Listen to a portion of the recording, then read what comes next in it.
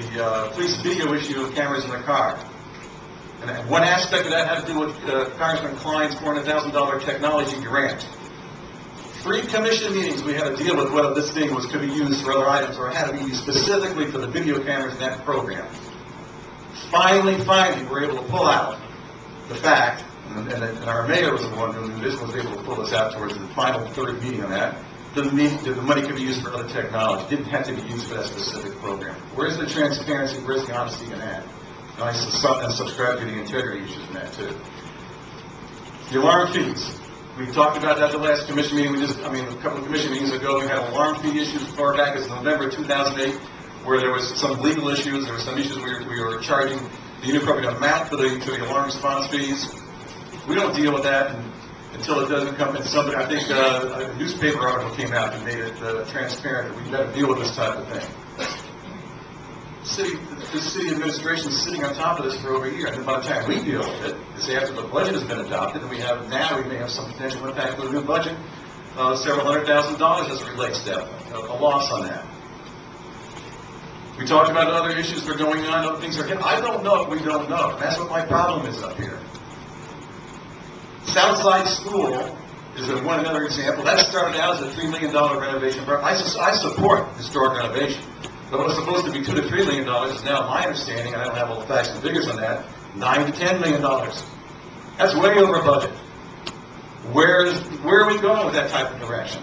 We should be discussing that all the time, and it should be, by the way, we as a commission shouldn't have to bring up these issues and go hunting for these problems. They should be brought to our attention, and we should be able to deal with them in the open and in the public and in the sunshine. Somebody else talked about that I had a different take on this whole issue with the HUD. We were $2.5 million in debt, and we had to pay back $2.5 million because of the money that was awarded to the city. And yet, it was talked about, it goes back 10 years, goes back. But you know what? This city administration knew about it through 2007, 2006, and it was finally dealt with when we got called to the table on that. We talked about, and I applaud everybody for being here and understanding how the city manager operates and works. A lot of that does have to do with the presentations that he makes to the public. But a lot of those presentations, to me, are misrepresentations. The case in point that I became aware of fairly recently was when he made a presentation to, I believe it was a men's club on a dog, maybe some other presentation. But anyway, he's talking about pension issues and police fire pensions. Yes, they're working towards pension reform and changing that because cities can't afford to do that and keep that cost up. I agree with that. The unions agree with that. But that presentation was made where they took an example of one assistant chief in the police department with some special circumstance, 2 assistant chiefs. Then they left with a $500,000 pension or a big payout. When you look what the police officer gets, their pay is about a half to a third of what that assistant chief got. The insinuation is made that part of the pensions that overtime or sick time goes towards those things. That doesn't happen, folks. Overtime is not pensionable in the city of Fort Lauderdale police and fire pension plan. Sick time is capped. It's not a pensionable issue. The employees in the city of Fort Lauderdale pay 7% of their pension costs. The state pays none of that. We had this discussion at the former Mayor Gretsas invited us a panel to discuss that. That's another issue for another day. We ended, as a commission, wanted to have hiring freezes. One of our first orders of the day was to hold off on the budget and have a hiring freeze. Somewhere down the road, we found there's been a little change in there. We hired a few people like that. We had to discuss that. Well, did that come to us for the city manager saying, well, I had to do it for this reason? Give us a heads up, that's why it was done? No. He went on about his business. I guess that's up for us to find out the hard way or find some other type of way, too. And I can tell you, for working within this organization, one time public records requests made by the media, made by individuals, are stonewalled. And if you don't ask a specific right question, you're not going to get what you asked for. That's not government in the sunshine. So we talk about integrity and those types of issues. I have a totally different viewpoint of what goes on here. And I'm concerned about the future. I really am concerned about the future. We're talking about moving into the future here, and we're talking about we all campaign for change, by the way. We all campaign for change up here. And we all got elected. Some by more landslides than others, but we all got elected. And I don't think we can have that campaign for change with the current management up here. It's not going to happen. It's just not going to happen. And the other issue I just want to talk about too a little bit is there's a lot of inexperienced staff that was brought on board from outside the area. not outside here, but inexperienced staff. And God love them, they're good individuals, I like them as people. But they do not have the experience to be an assistant manager in charge of operations. They didn't have the experience to be an assistant manager in charge of public safety. These things were brought in. And that's not the proper way to run a government in sunshine. When I was a police chief, I wanted to surround myself with people who disagreed with me. I didn't want to be the emperor of no clothes. That doesn't take place here. You have to agree, or you're ostracized, or you're put down. And that's within the government in here, and it's within the public sector too. There's a lot of people out there who, quite frankly, are afraid to come here and speak to the other side tonight. I received a lot of those emails because there's hope that they don't want to be completely cut out of the processes. Somebody talked about you can't change a captain on the ship in the middle of a storm. Well, captain changed commanders on the field when they weren't doing the right thing and being aggressive enough. You can't make those changes. I'm confident that with this commission, and I'm confident with the staff that we have, when we free them up to do their job, we're not going to have anything to worry about, people. We're going to come through this.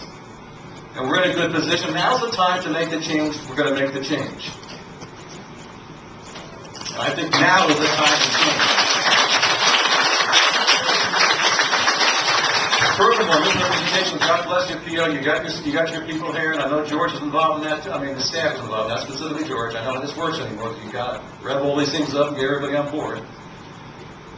Gulf Mile residents, this is from P.O. to just Gulf people. Gulf Mile residents did not suffer, that's did not caps, municipal millage increase because George successfully implemented a reserve fund over the objections of commissioners that wanted to spend the money as fast as it was collected. Come on. That's disingenuous to say the least. This commission is not going to waste any money. This commission, Bruce. There was a previous commission that happened in 2004, Oh, hey, 2005. listen, no one interrupted anybody. He's pointing fingers. Hold on, no one. Well, your email is dated on October 28, 2009, and it doesn't say anything in the entire email. I'll pass this around to the commission. Anybody in the public wants to read this, I'll send it to anybody. It doesn't say anything about the previous commission. And that's what you use to get your people here. Look, I'm not going to argue with you spoke. I'm speaking now. I feel very passionate about what's being done up here, and I think it's wrong. And that's where I talk about integrity, and the end does not justify the means here.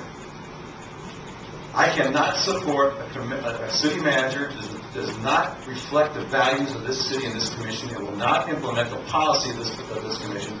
I am not going to support a city manager who's going to do his own policy, stonewall things.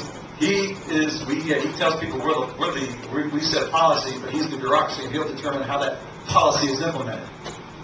Wrong, wrong, wrong. The way it was spoken tonight, we must all go home. You only need one commissioner up here, you need a city manager. Wrong, wrong, wrong. Things are out of skew, things need to be put back in place. In fact, I'd like to make a motion that we not renew any contract with the city manager. I'll second that.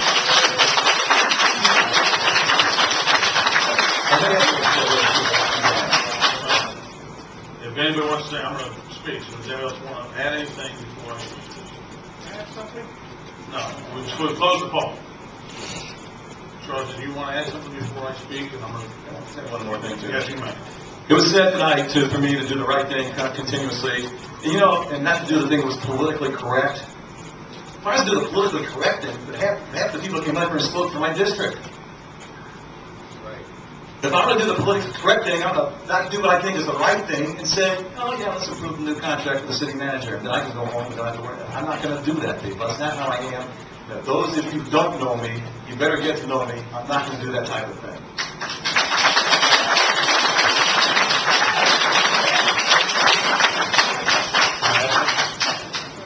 I just want to compliment Vice Mayor Roberts on the level of detail after all these years of public service at the city of Fort Lauderdale that he has been able to articulate tonight. I, in only 3 years, have not been able to do that level of articulation, but Vice Mayor Roberts, I commend you for your level of detail. I have one more thing that I think you should know about prior to, you want to try to speak first? If you have something, we're not going to go back and forth. Let's go back and whatever you have, let's put it out here.